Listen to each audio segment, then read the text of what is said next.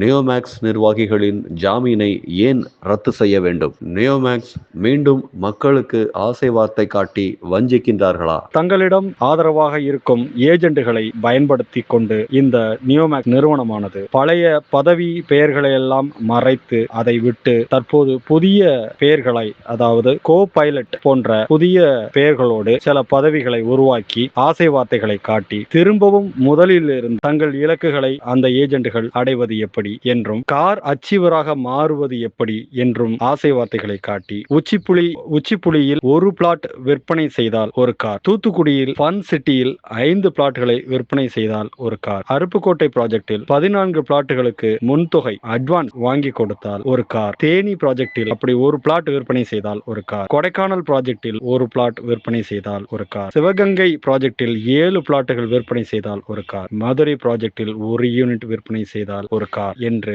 ஆசை வார்த்தைகளை கூறி மீண்டும் தங்களது ஏமாற்று வேலைகளை இந்த நிறுவனம் தொடர்ந்து செய்கிறது. இதை தடுக்க வேண்டாமா? உடனே இவர்களை பெயில் கேன்சலேஷன் செய்து இந்த நிறுவன தலைவர்களை நிரந்தரமாக ஜெயிலில் வைத்தால்தான் இந்த மக்களுக்கு தீர்வு கிடைக்கும்.